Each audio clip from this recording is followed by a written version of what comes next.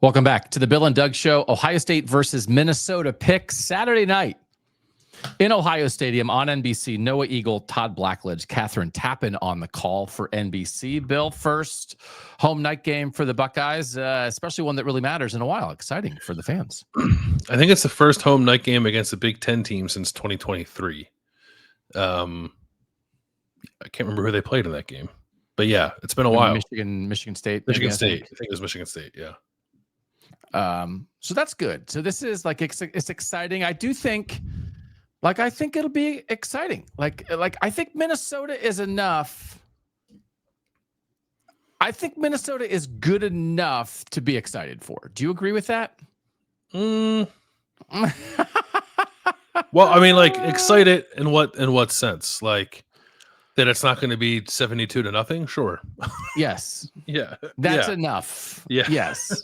It's a low bar. It is a low bar. That's basically what I'm saying.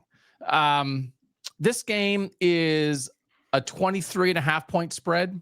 Let me see who's favored. Ohio State is favored by 23.5 over Minnesota. The over-under is 44.5. Not a big game breakdown on the show, but let's do a little bit on both sides of the ball. Let's start with the Ohio State defense against this Minnesota offense. I've been talking about Drake Lindsey kind of ad nauseum, Landis. He's an interesting dude. He's practically the opposite of Damon Williams Jr., the quarterback that Ohio State faced last week. He is a big 6'5" pocket passer. I think he has one scramble the entire season. He is not going to run. Although he got out of the pocket, made a really nice throw on the move in the second half against Rutgers last week when they really needed it. But he is a classic drop back passer. First-year starter, second-year player at Minnesota. They've been grooming him. He sat behind Max Brosmer last year. His stats are pretty good. His PFF grade is good, right? He doesn't. PFF grade is great. Yeah, he's better than Dante Moore's. Yeah. He's made 5 big time throws this year. Only 2 turnover worthy plays. Has hit 5 of 16 throws of 20 yards or more. Watching him early, I just rewatched the entire Rutgers Minnesota game from last week again. Just a good, solid, fun. Not super high level, but good Big Ten game. If Ohio State fans want to go back and watch it, I think you will enjoy it. Yeah. And the thing about it is, it's actually we'll get this when we get to the Minnesota defense. The Rutgers passing game is actually a decent representation of what Ohio State's going to do in the passing game. It was a good warm up for the Minnesota defense. Not 35% of what Ohio State can do, but I thought that was an interesting matchup. But on the offensive side of the ball, Minnesota did nothing early. And then Drake Lindsey dropped a perfect deep ball onto the hands of another redshirt freshman, Jalen Smith, that woke up that offense. And it was just, Bill, a little bit of a reminder of, okay, this guy can do stuff like that maybe on occasion. Yeah, he's got a nice arm. That throw was really good. I noted the throw you mentioned outside the pocket too. That was nice. They had another touchdown on a little screen play. He can make all the throws, and Minnesota, I think, has done a nice job with its receiver room this year. Javon Tracy transfer from Miami, Ohio, is a pretty good player.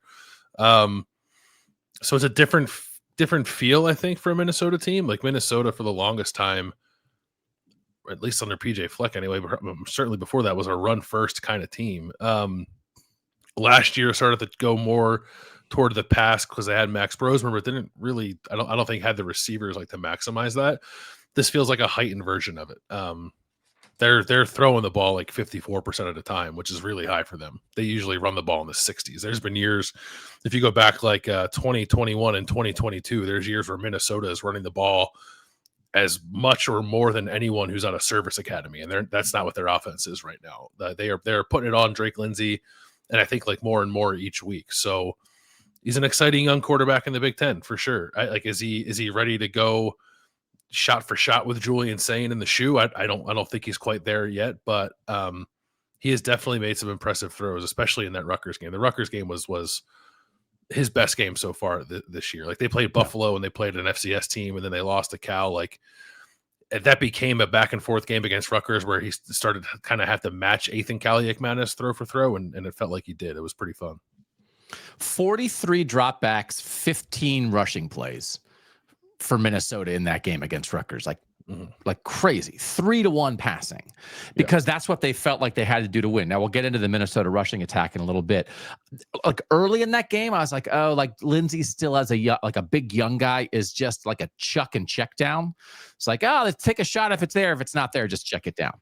But then actually over the course of the game, like then as they sort of opened it up a little bit more, he's making throws in the middle of the field. Like he'll stand in there and make a throw, and he feathers the ball very nicely for a big guy. Like I think he has nice touch on the ball, and they'll try to hit, and he can hit a couple of those free money outs. He can feather a crosser and lead a guy. Like you can see what's there. I will say this. The thing you said about he's not. I don't think he's not going to. Like I'm not here to like scare Ohio State. Oh, Drake Lindsey. That's not it. Ohio State, Minnesota don't play each other next season. If Dinkytown Athletics, the NIL arm of the Minnesota football program, can keep that guy around, I'll be very curious when Ohio State goes to Minnesota in 2027, what that might look like if Drake Lindsey, year 3 as a starting quarterback for the Gophers.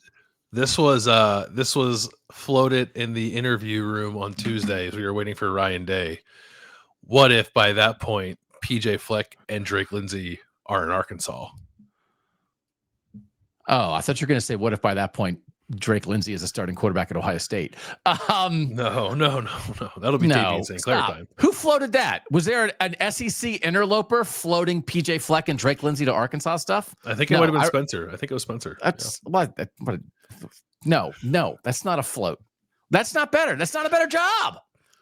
Drake Lindsey went to high school in the backyard of the Arkansas football program. I get it. Arkansas is his Texas. If this is the Hogs are calling him home, woo, Big Suey, woo. I get it. Fine. But also when we were talking to him at Big Ten Media Days, I was like trying to pound home like they didn't want you, Drake. They didn't want you. Yeah. Could you think, by the way, the North wanted you?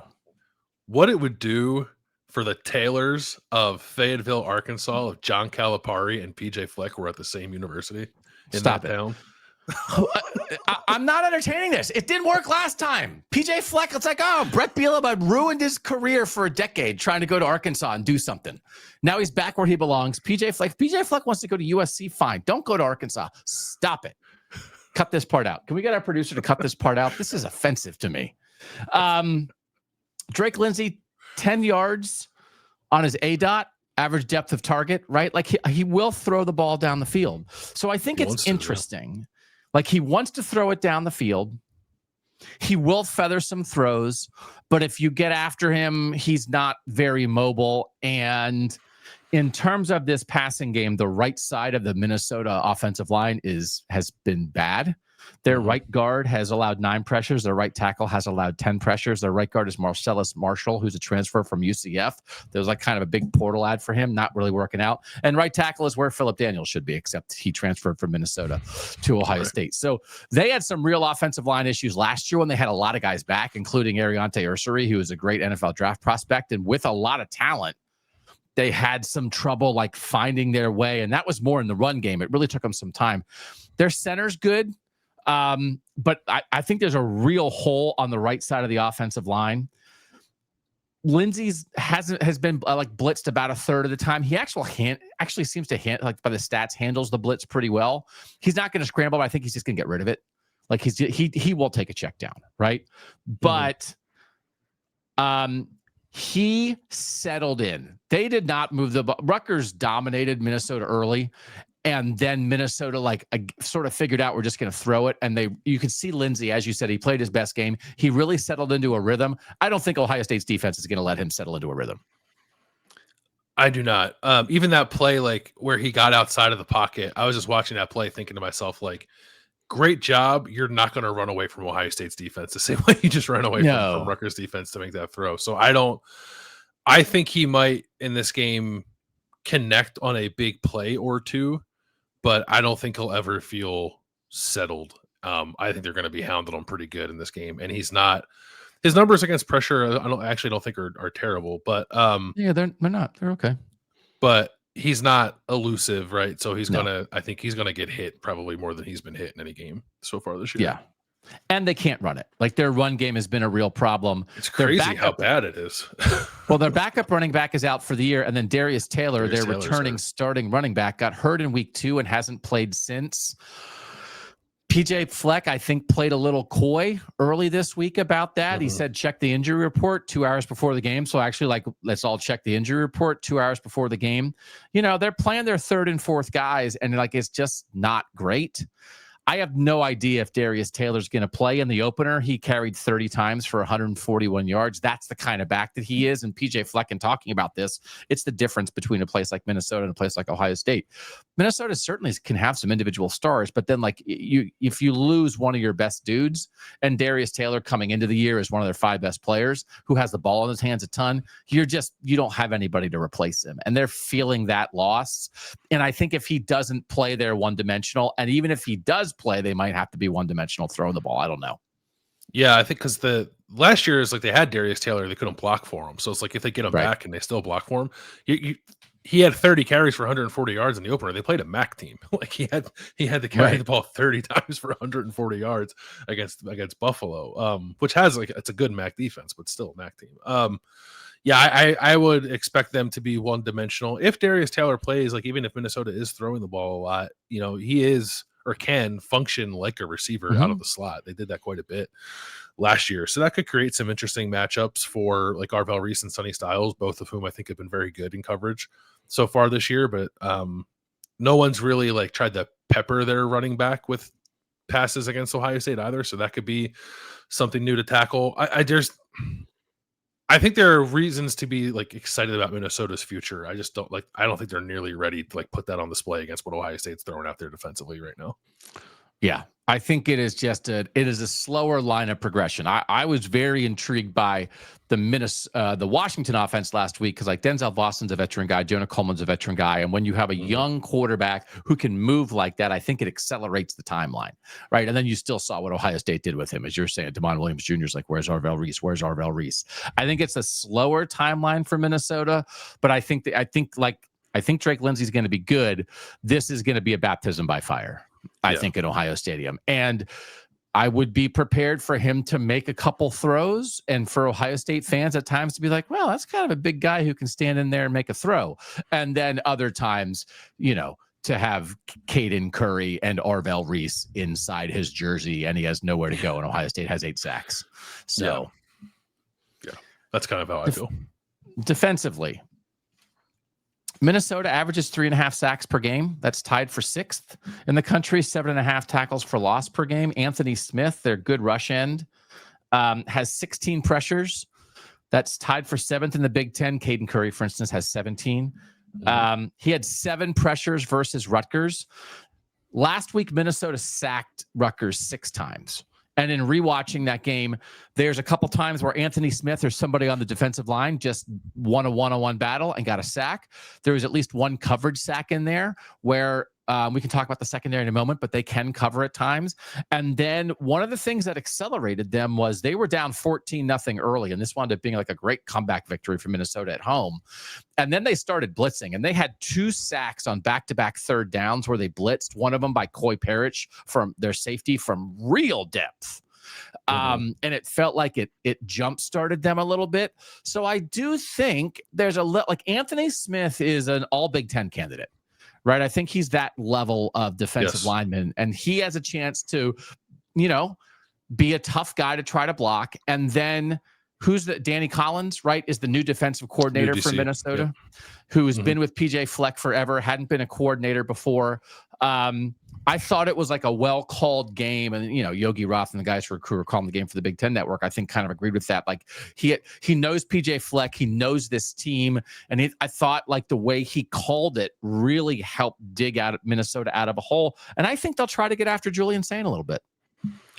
He's not been blitzed a ton, saying 33% of his dropbacks so far this year, and Minnesota was like I think almost 50% of the time against Rutgers.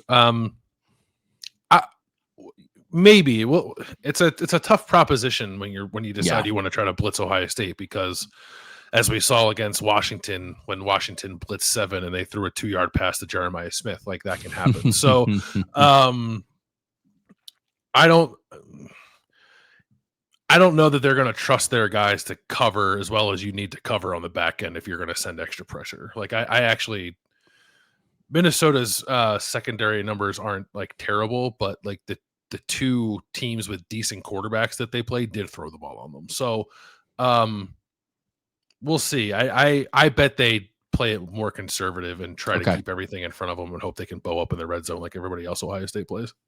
Yeah. Minnesota loved their safeties coming into the year. Koi Perich, who I think, did you vote him or did I vote him? Second? I voted him first, preseason defensive player of the year. Yeah. Ahead of Caleb Downs. Mm-hmm. Yeah. Yeah. I was wrong. Well, it hasn't like really clicked in, but he had his best game last week. He had 11 tackles. He had the sack on the blitz last week. I don't know. It feels like maybe, they're playing him a little bit on offense. I think he has 16 snaps on offense. He's a very talented player. He was a great high school player. It was a big deal for Ohio State to keep him home. Ohio State tried to get him at the end of that recruiting cycle. He made a splash last year. He didn't start until about a third of the way into the season last year as a true freshman and wound up first team All Big Ten. So he is a talent, and it's not a talent that comes through the Minnesota program all the time. And then I think maybe like the hype got it to everybody a little bit here. The first couple games in, we'll talk about him on special teams because he is their return guy. But I think he has a lot of missed tackles by PFF. He's given up a lot in coverage by PFF. But I think maybe he found himself a little bit last week, and it's just a guy you got to keep an eye on.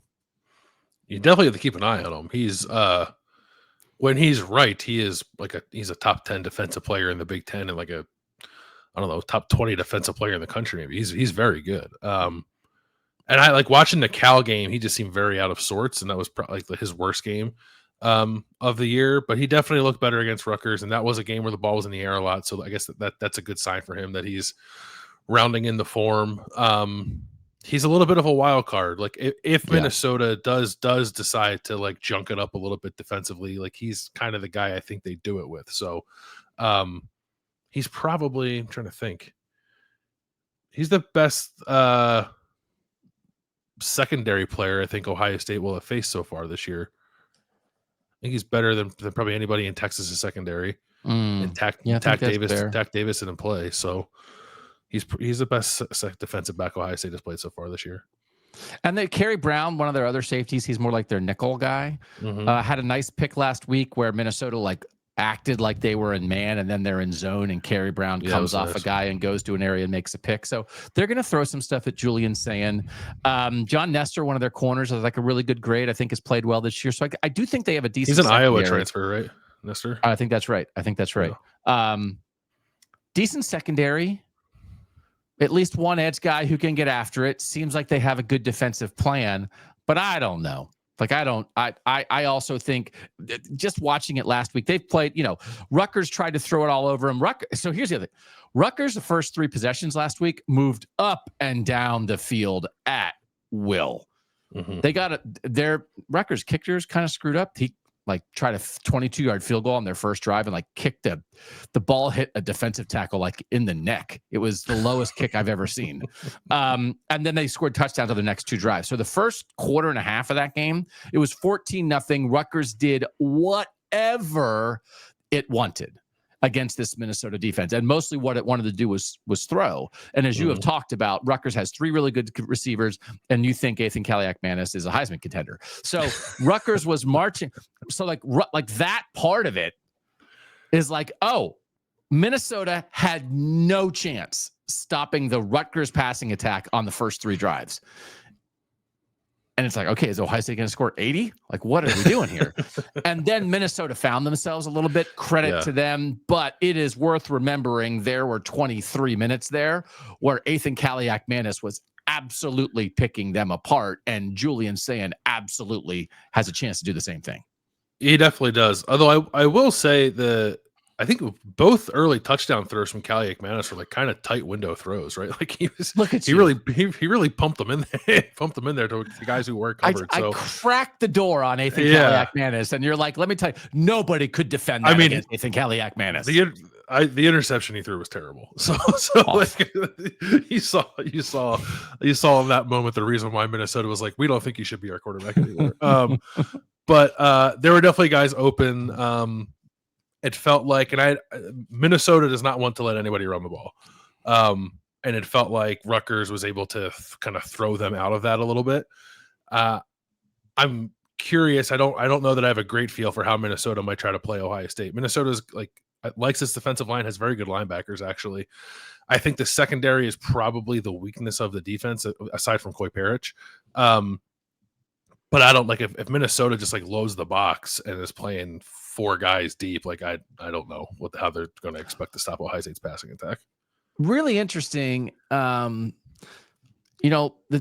2 power conference teams that Ohio State's played, it sort of felt like, okay, have they really let Julian Sayin go?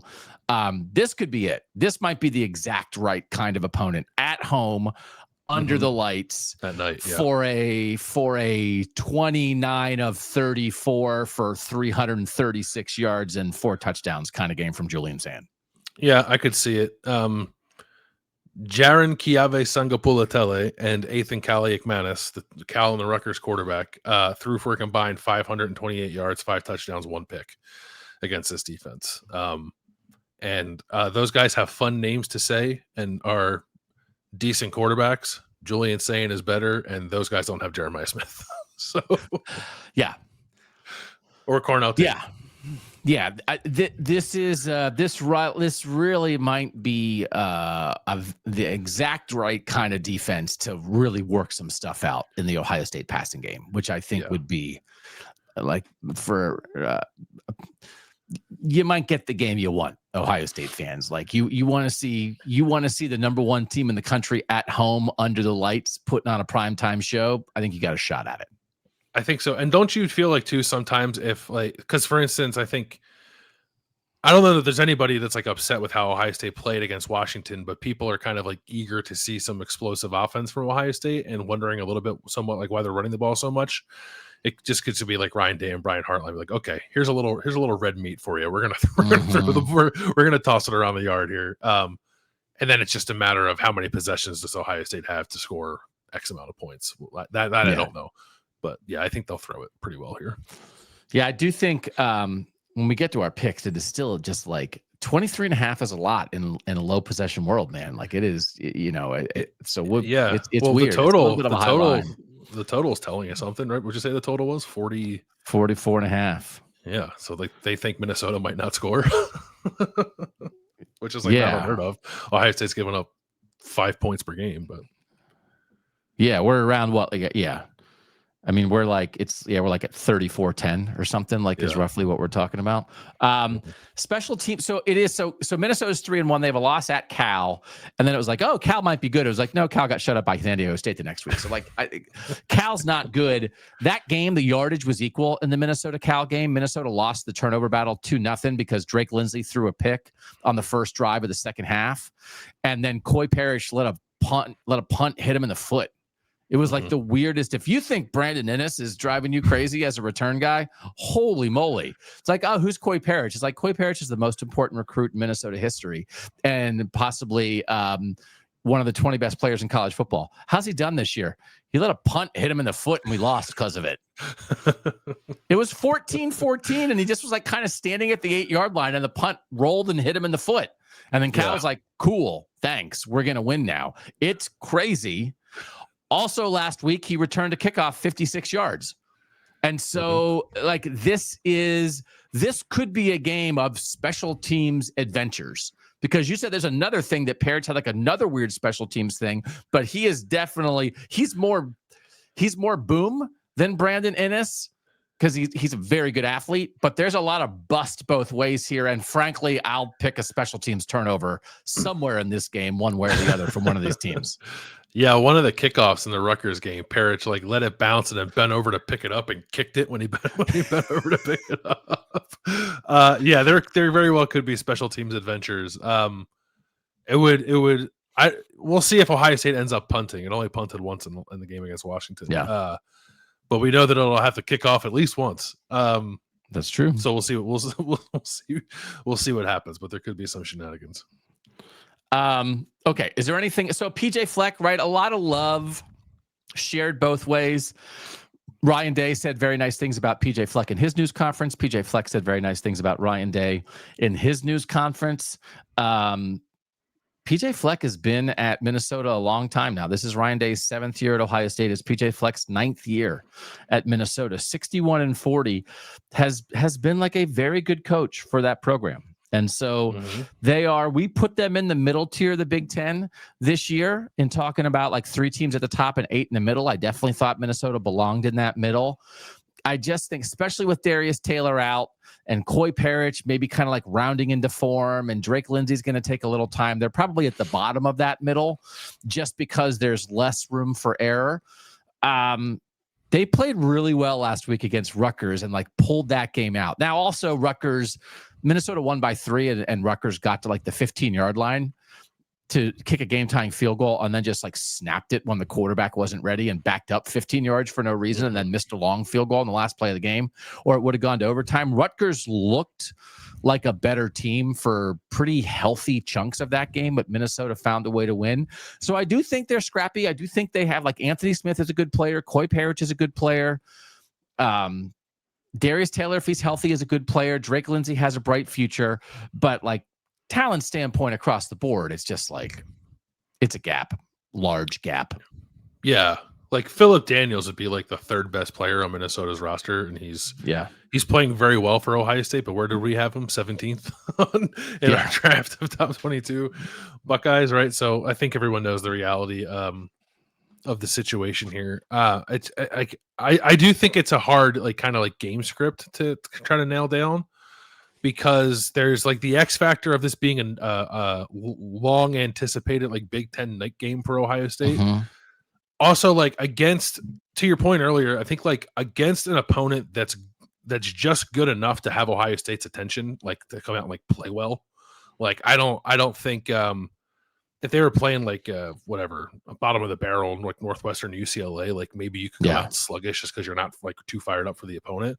I think Minnesota is like good enough to get you like fairly locked in, and then you combine that with what should be a pretty awesome environment. You could see one of those games where like Ohio State scores the first 4 times and has the ball and it's over in the second quarter. But Ohio State in the first quarter against the 3 FBS teams it's played this year has 3 points. Like didn't score against Texas, didn't score against Washington, kicked the field goal against Ohio. Minnesota in the first quarter against the 3 FBS opponents it has played has scored 0 points. Well, now you're just doing bets. Now you're just doing a betting show. So I don't know. Yeah. First quarter under? Is that what you're saying? Like the numbers would tell you that, but like I have seen enough of pregame fireworks 10 minutes later it's 35-0 to scare me off of that. But both teams play slow and both teams kind of ease into it offensively. So I'm not entirely sure what to expect in terms of the script of it. Both teams are very willing to take shots if they're there. Right. So that's but neither defense has given up big plays. 20 plus yards plays allowed. Ohio State has given up 8. That's number 4 in the country. Minnesota's given up 9. That's number 5 in the country. The first quarter total over under is 9.5. The over is -140. The under is +112. So if a touchdown and a field goal wins it for you in the first quarter, and maybe the stats you're citing are driving you towards the under, but it's the Buckeyes in prime time might be driving you towards the over, right? So that could be an interesting over bet. I think Ohio State fans, I think everybody's going to win here. I think PJ Fleck's going to come in after the game and be like, man, that is a great team. PJ Fleck said this week, this might be Ryan Day's best team, right? The way they played the first 4 games. So PJ Fleck, who was once upon a time, like, coached under Jim Tressel, has a little bit of tiny Ohio State blood in him. I think is going to come out of this game thinking it's a great experience for his guys. They're going to grow. We have guys like Koi Perich and Drake Lindsey who will be better because of this experience. They just want to fight a little bit. They're coming out of a game where they fought hard, right, and found a way, 3-1. They've got to be pretty happy with that. But I think you're right. It is the exact like enough to get Ohio State's attention to bring out the best of Ohio State. So what's your pick? I still think it ends up being low possession. So like I'm not going absurd. I'm going 35-7 Ohio State. The last game they played, 2023, it was 37-0. And then Minnesota kicked a field goal, kicked like a 56-yard field goal with like 6 minutes left to score and not get shut out. I could see like it's 35-0 and Drake Lindsay throws a bomb in the fourth quarter to make it 35-7.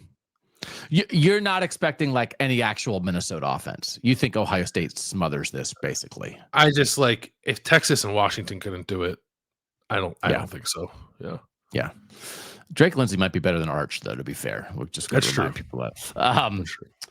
I have 35-13. So we have the same score for Ohio State. But again, that's cover, not cover. So you're saying take the Buckeyes minus 23.5. I'm saying take Minnesota plus 23.5. Ryan Day is 2-0 versus spread against PJ Fleck, for what it's worth. Interesting. I just think there might be just like just a tiny little bit of enough life in the Minnesota offense in a low possession game. That 23.5 is a lot to cover. And also like backdoor cover territory, right? Sure. Sort of, if they have one decent thing, they hit like 2 throws and they get a pass interference call and all of a sudden they score a touchdown in the second quarter and now they're down 35-7 with 4 minutes left and they do something against the backup. So I don't. PJ Fleck, I think, would do that, right? Like he would relish 100%. The opportunity to make it the optics better, right? And just give his guys more reps. I mean, like I think he's keeping Drake Lindsay and the first team offensive line in there down 30. Yeah, to give them reps against Ohio State's backups or whatever to try to like this is Drake Lindsay. Drake Lindsay needs to know what this is because in 2 years, if Koi Perich stays and Drake Lindsay stays, and if they're somehow both seniors, like Minnesota wants to make a playoff run in 2027. So getting their doors blown off by Ohio State in 2025 is a step on that journey, right? Yeah, so character building. Yeah. But we're just like kind of all in on like the low possession idea of things, and that Ohio State is willing to accept that. And then therefore we just might like 40 and 50 point games against Power 4 opponents just like might be off the board for the Buckeyes until further notice. Yeah, I think that's probably right. We'll see. Like I think there will be the odd game where Ryan Day and Brian Hartline just decide like, you know what, we're going to play tempo this week. So, and maybe this is that week. Although like they've talked a lot about this stretch, right? And they're home here, and then they're on the road for the next 2. Like Illinois is potentially tricky road trip. Like get your win, get out, get ready to go play Illinois. I think could very much kind of be the kind of mode of operation here for Ohio State.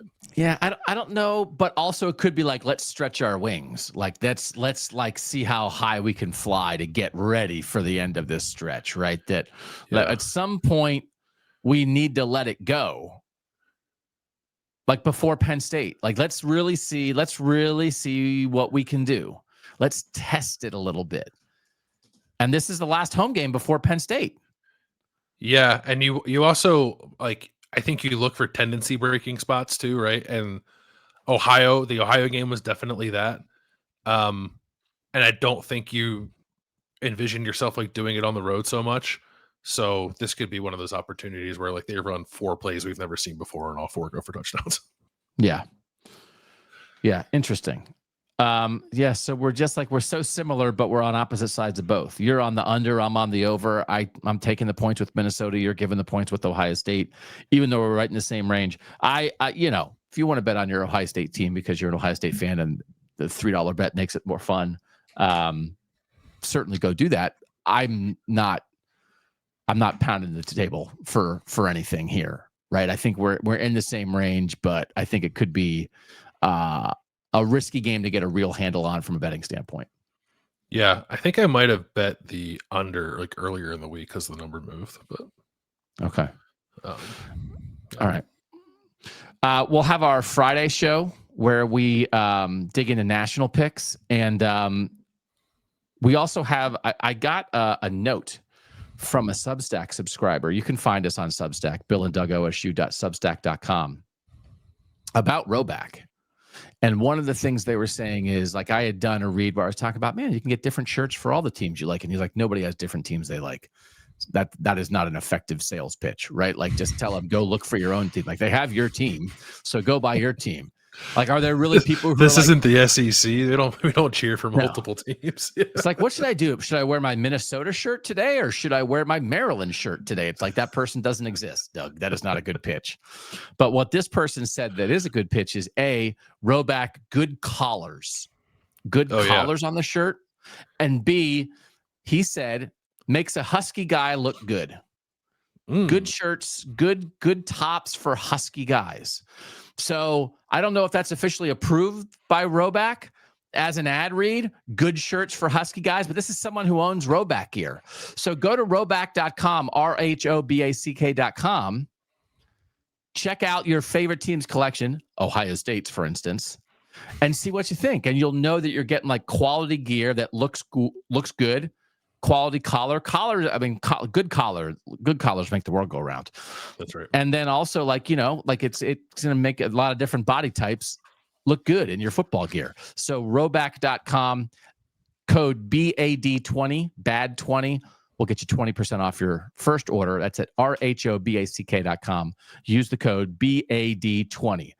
We'll do our national picks on Friday, Landis, where we have a lot of games to cover. So it's a pretty, again, like, college football is pretty good. College football is pretty, do you like it? It's pretty fun. It's good sport. I like it. And I saw you retweeted something that said the viewership is up, right? People are digging the product so far this year. Yeah, it's been good. Yeah. I mean, it's like, you can't kill this sport. As much as the sport itself tries to kill this sport, as much as politics tries to kill this sport with, like, what are they going to pass or not pass, or who's having a commercial for this version of the bill or that version of the bill. It's like, I don't know, man. Just show up on Saturday and watch games for 12 hours and you'll probably have a pretty good time. Yeah. All right. That's good advice. So our Ohio State picks we do every Thursday, national picks on Friday, post-game show on the Buckeyes after Ohio State, Minnesota. Should be around 11 p.m. Eastern or so on Saturday night. We'll see you guys there. For now, he's Bill Landis. I'm Doug Lesmerises, and that was the Bill and Doug Show.